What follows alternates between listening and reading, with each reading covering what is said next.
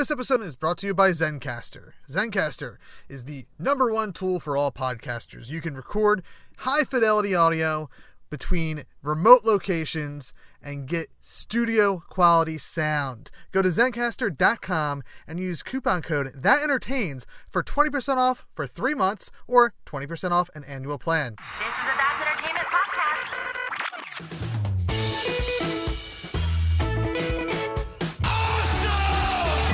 Awesome. Just tell people they're awesome and mean it. Awesome. Did you have an awesome time? Did you drink awesome shooters and listen to awesome music and then just sit around and soak up each other's awesomeness? Awesome. That was awesome. You guys are awesome. No, you're awesome. No, you are awesome. Sir, you are awesome. Seriously. Awesome. Everything is awesome. Welcome to this week's edition of Everything is Awesome. I am your host, Kev, and this is the show where we sit down and talk to awesome people about awesome things. Normally, today is just going to be a solo show. Before we hit today's topic, I do want to plug a couple things. Even though timey-wimey things have made this air according to your feed in the past, but we're actually recording in the future, depending on what dates you're looking at and whatnot. I do want to talk about two things, and that, well, I guess really just one thing. And that is the 2019 Everything is Awesome Headstrong Comedy Festival. Every year for the last now 3 years, we've put together this one-day festival that's primarily been podcasting, but this year we've included stand-up comedians and improvisers. And we've gotten together to raise money for organizations that help families affected by cancer. This year, we've switched our partners up to the Headstrong Foundation, which is an amazing Philadelphia-based organization that works with the University of Pennsylvania and other places that offers emotional, residential, and financial support to families who are affected by cancer. UPenn is a teaching school, so a lot of people come through to UPenn for treatments when other treatments have not worked. So it's those families and other families just in the area that are affected by cancer that get help through organizations like the Headstrong Foundation. My uncle had treatment at University of Pennsylvania, and my father, who is going through his own battle with cancer right now, is potentially going to be getting treatment there depending on how things go with his current treatment plan.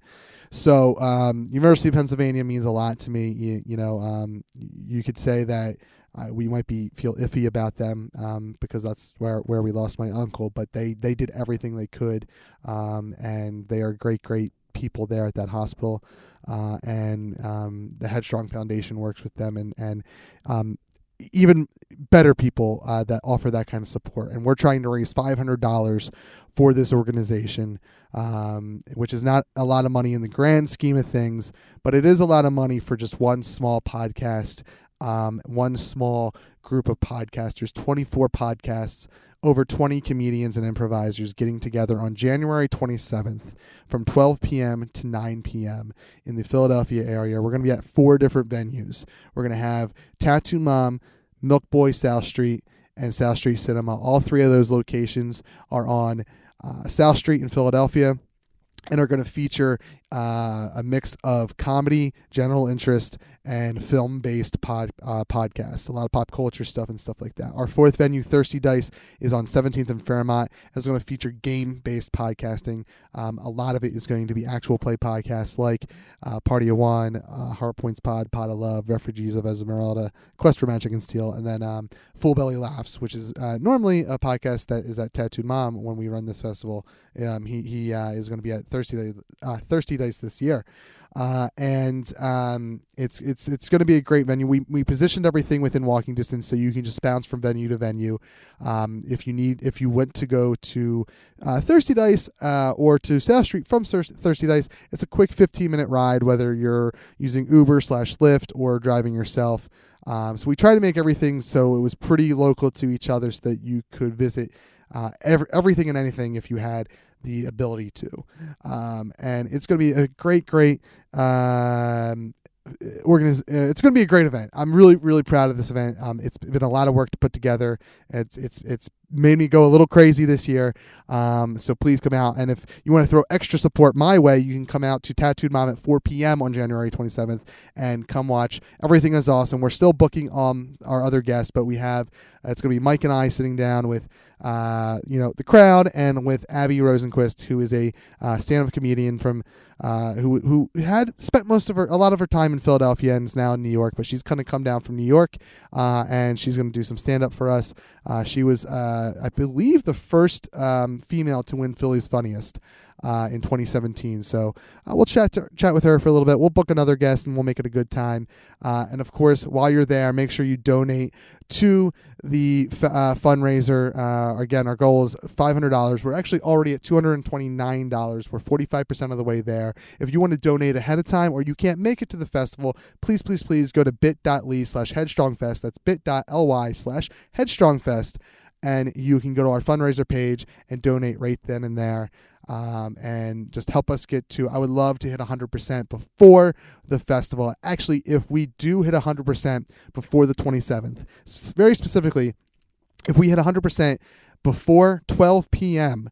on January 27th, we are going to put together a live performance of Jeff Stormer's Mission Accomplished tabletop role-playing game. But we're going to do a holiday hack for it, and we're going to do that as a free live show in March of this year, with details to come as we figure that out. But it will be probably mid to the middle of March to the end of March, and it will be a holiday-themed Mission Accomplished actual play. We did check out Everything is Awesome episode 100, where Jeff ran the game for us for our 100th episode. We'll do something similar to that in March if we can get 100% before the 27th. All right, so this week we are gathering today. This was an episode of Everything is Awesome that I had originally wanted to record to honor the late, great Stan Lee. Stan Lee, as many of you know, has passed away. He passed away, I guess, what was sometime in December it was. He means a lot to the nerd culture, to the pop culture world. And it was hard to believe that he was still around, actually, and it was always kind of shocking when you saw him trending somewhere on social media, because it was like, oh my God, is this the year that they take Stan Lee from us? The man was mere weeks away from, I think, being 95 years old. He was 94 when he passed. And Stan Lee, whether you're a huge comic book fan or not, in 2018, when this is technically being recorded for, but in this modern day, Stan Lee is someone who has provided entertainment that I guarantee you've sat down and enjoyed. It may not be a comic book. It may be one of those comic book movies, a superhero movie, one of those Marvel movies. But whether you're a Marvel fan, whether you're a DC fan, whether you're just a casual movie fan who enjoys watching Iron Man and Thor and all these guys hitting, they're pounding their chest and fighting each other and whatnot, you can thank Stan Lee for that. Without Stan Lee, who knows if we ever get to where we are when it comes to the modern day superhero. This kind of stuff really wasn't around when Stan Lee first introduced the Fantastic Four. And let alone the Fantastic Four kind of changing the landscape when it comes to the superhero comic book. He did some really great things with other characters, and many might say his biggest achievement was Spider-Man, because there was somebody who, the core audience could relate to, or anyone could relate to. Who has not been that awkward kid in high school, struggling to figure themselves out, right? Everyone has been through that, whether you think you have it or not. You were. And a lot of people, put on a front to show that they have everything figured out. but it's my experience that no matter who you are when you're in high school, whether you're the geek, whether you're the jock, whether you're the goth, whether you're the film buff, you're struggling to figure yourself out. You're struggling with day-to-day life. You're struggling with coming to terms with who you are as a person, because you're at this awkward point in your life where you are just growing out of being a person that relies on others to live and whatnot, to becoming an independent person. And I think a lot of people can relate to Spider-Man. And while maybe in the very early days of comic books and whatnot, it was looked at as Spider-Man had to be Peter Parker, this white dude, in order to succeed. We've now seen through the success of the Ultimate Comics line, where Miles Morales exists. We've now seen with Into the Spider-Verse, that nice little animated Spider-Man movie that recently came out, that it doesn't matter who wears that mask, right? I think that's what Spider-Man is, and not necessarily Peter Parker, because something that all of the Spider-Men and women have in common is that they are awkward people trying to figure themselves out, especially when they're going through this change. And for them, it just happens to be spider powers. And I absolutely believe that the great message that we got from Into the Spider-Verse is, it doesn't matter who wears the mask. Anyone can be Spider-Man. Anyone can be that awkward kid. And that's true, because everyone at one point in their lives has been that awkward kid. It's Stan Lee, throughout his entire life, was creating these great iconic characters to have to kind of represent the real world. X-Men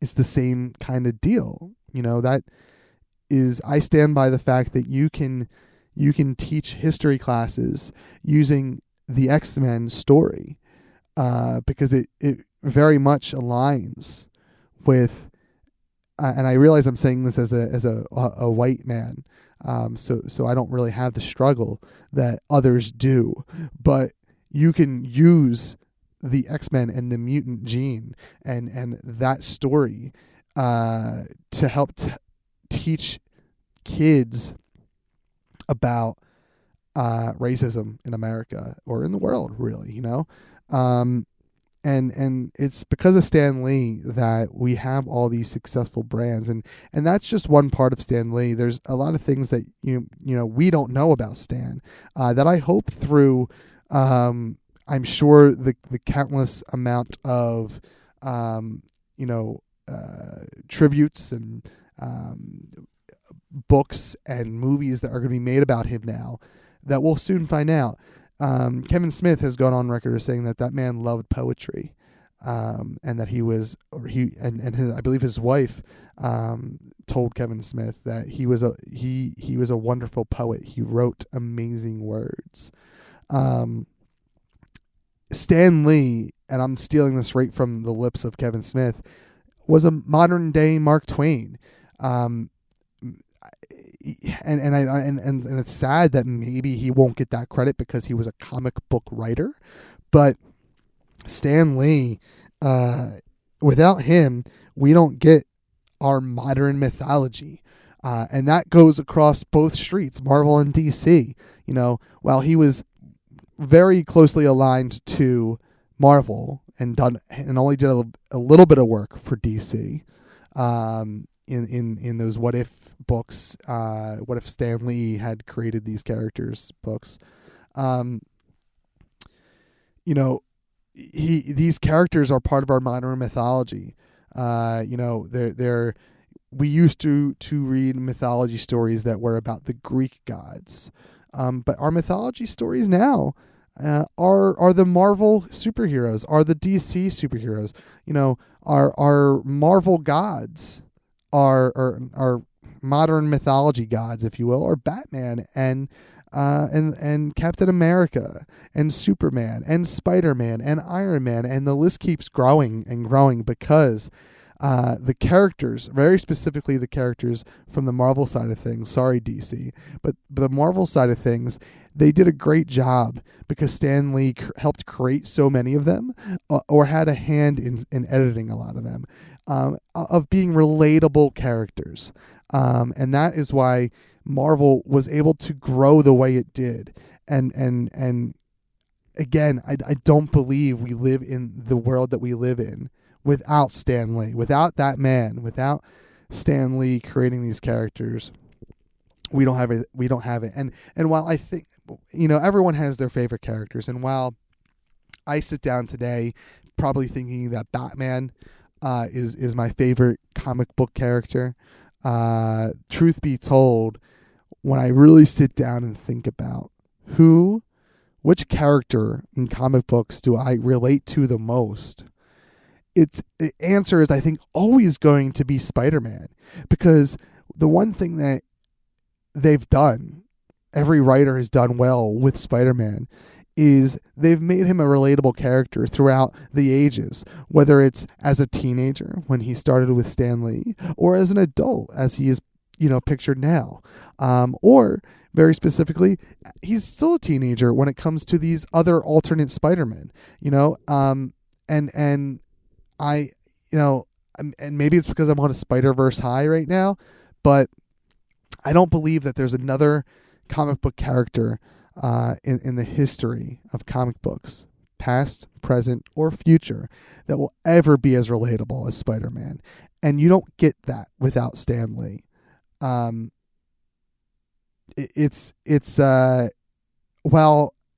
We were all expecting it because the man was 90 some years old. And it's a shame that in 2018, a lot of the news that came out was very sad news in relation to Stan Lee and how he was being treated. I think we were all expecting it, that one of these times when we saw that name trending, that it was going to be his passing. And unfortunately, this last time it was. But I know I, for one, will forever be touched by his work.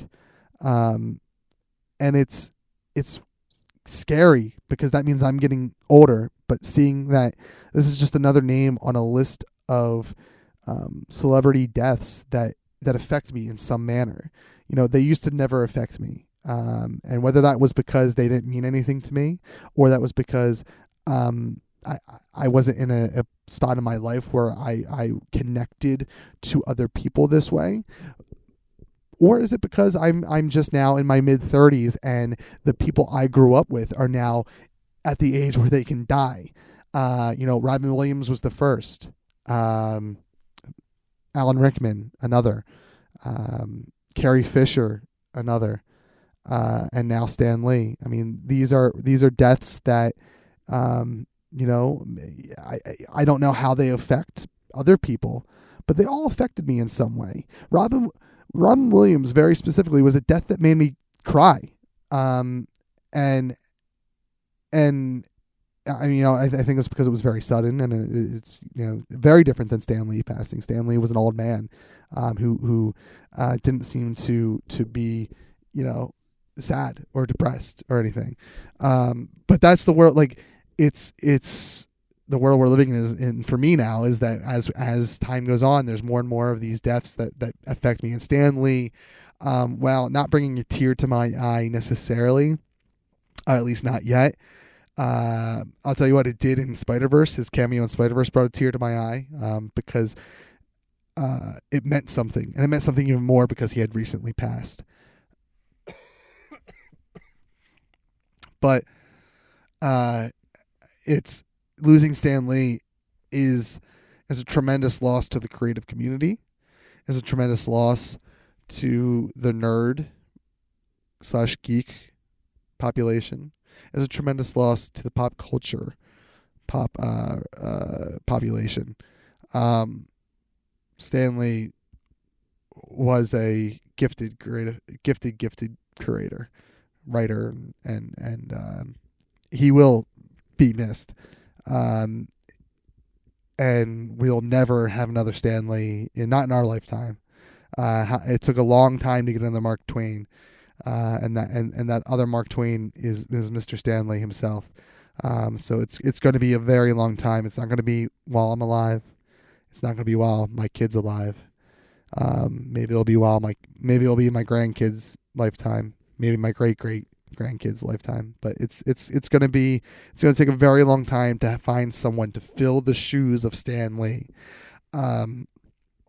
And that was something I saw, who fills that shoe. And I don't think there's one person. I don't think you can have one person stand in for Stan Lee, stand in for the pop culture icon, the guy who stands up for comic books, who represents comic books. You can't fill that in with one person.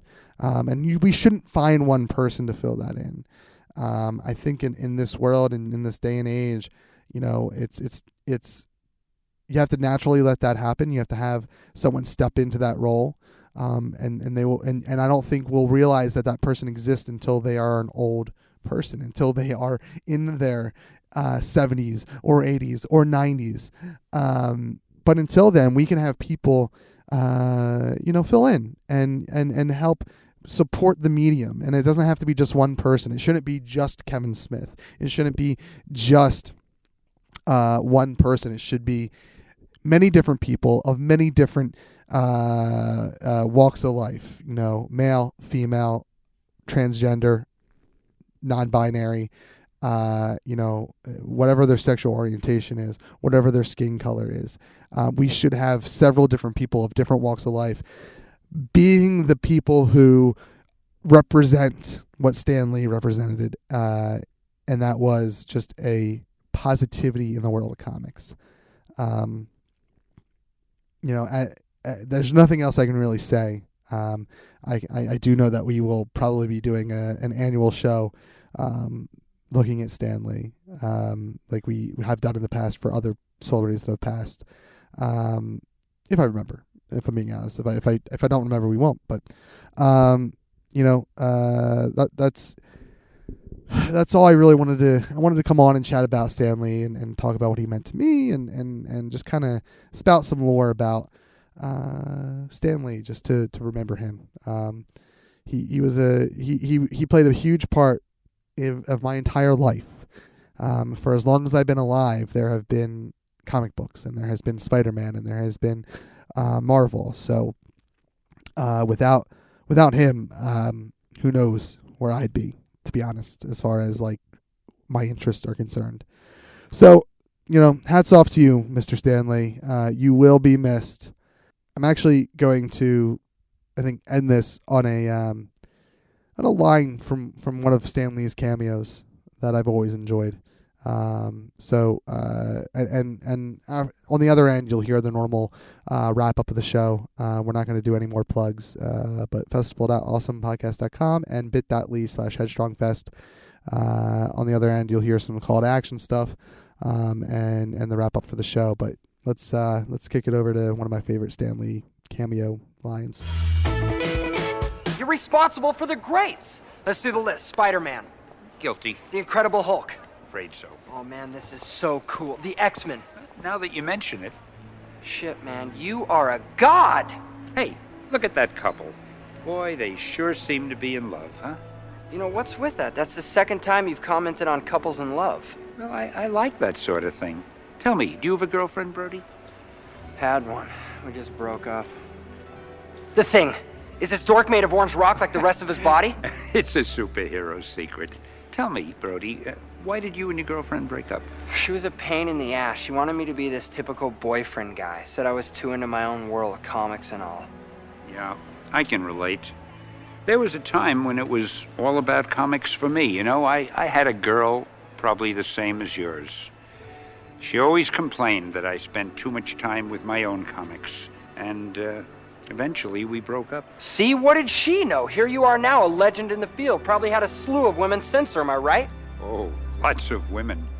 Jagger and me, we had a running contest to see who had the most. Matter of fact, last time I looked, I was way ahead. Damn, that's hot! But I never forgot that girl. Well, did you ever get back together with her? One day I found out she got married. I had blown it. I had missed my window. No way. Well, what'd you do? I went on with my life. I created some special new superheroes. They were characters that reflected my own heartbreak and my own regrets. How so? Dr. Doom wears body armor to conceal his own mangled form, right? Yeah. Okay. That was me beneath the armor. The Hulk. A normal guy 1 minute, a rage of emotions the next. Just like me when I thought about what I'd given up. So you created each character as a way to deal with your one big regret. Yeah, the girl that got away. Look, do yourself a favor, Brody. Don't wait. Because all the money, all the women, even all the comic books in the world, they can't substitute for that one person. I don't know, all the comics in the world. Trust me, true believer. Well, good talking to you. Keep up all the good work. You keep reading them. I'll keep writing them. Hey, Stan. Yeah. She really meant that much to you? Brody, I'd give it all up. All of it. For just one more day with her. Take care. We like to end Everything is Awesome with a call to action. Super friends, there are a lot of terrible things happening right now. It can feel like you can't do anything to help, but you can. It takes people like us to make a difference. One of the easiest and most effective ways to action is to call your representatives about issues that are important to you. The expansion on background checks for gun purchases. Friends, super friends, this is so important to me. I've had a lot of back and forth on the internet when it comes to sensible gun laws and whatnot. And for me, that doesn't mean taking away your guns at all. I believe in the Second Amendment, but I don't believe the fact that we need to have a AK-47 in our closet. I don't see the point of that. But I do see the point of sensible gun laws. And, you know, there's mass shootings are becoming almost an everyday thing in American society. It's scary, especially, I mean, it was scary when I was in high school and Columbine happened. It was a scary time then. And the fact that maybe now it's almost too normal for it to be scary is actually frightening. But it's even more scarier as someone whose fiance works in education. It's scary as a parent who has kids in school. It is a very, very scary thing to think about the ease of how guns can be purchased, and not necessarily by sane people. That's fine. But the ease that they can be purchased by people who shouldn't have guns. There is loopholes that need to be closed. Currently, the background checks are mandatory for commercial gun sales, but not for purchases made through private sellers at gun shows or online. And that's crazy to me. It is crazy to me that anyone can go to a gun show and buy a gun without a mandatory background check of some sort. This is a serious problem. And there is there is an act introduced by Senator Chris Murphy that is going to basically close the gun shell loophole by mandating that all sellers run potential buyer information through FBI's National Instant Criminal Background Check System, NICS. And this would include online and private sales. There would be some exceptions for law enforcement and family member transfers, but this makes so much sense to me. There's more than 20% of gun sales that don't include background checks. 20%. That number should be 0%. But I mean, realistically, I would want it under 5%. I think that's a number I can live behind. 80% of gun sales go through background checks. 80%. 80. That's not a lot. That's a B minus. That's B minus. That's not great. That's just above average. Just above average. It's not great, guys. I want 100%. But in a world where that's not realistic, give me 99. Give me 95. Give me more than 80%. That is unacceptable. So please contact your representatives and tell them that you support the expanded background checks for gun purchases. When I call my reps, I use a site called 5calls.org. That's the number 5calls.org. There, you'll find issue summaries for issues that are important to you, contact information for your representatives, and a script to read while you're on the phone to make sure your message gets across. Calling is quick, easy, and is one of the most effective ways to have your voice heard. Thank you to all of our supporters on patreon.com/thatentertains. Without their support, we wouldn't be able to bring this episode to you. If you want to support us in a non-monetary way, word-of-mouth recommendations and 5-star rating reviews on iTunes are the best way to spread the good word of awesome. You can find us on Facebook.com and Twitter @RealAwesomePod or @AwesomePodcast on Instagram. And we're available on AwesomePodcast.com and ThatEntertains.com/network. Get news about everything is awesome from our website, social media accounts, and also on my personal Twitter @ThatNerdyKev. If you're interested in ad rates, live appearances, help with your podcast, or have a question or comment, email us at awesome@crudeHumorstudios.com. Everything is Awesome is a production of That's Entertainment Podcast Network in association with Crude Humor Studios. Crude Humor Studios is a Philadelphia-based production company specializing in audio, video, and live performances. You can find more info at crudehumorstudios.com. Thanks for listening, super friends. We've been awesome. That's Entertainment Podcast Network. Entertainment and culture. Artist-owned, fan-supported.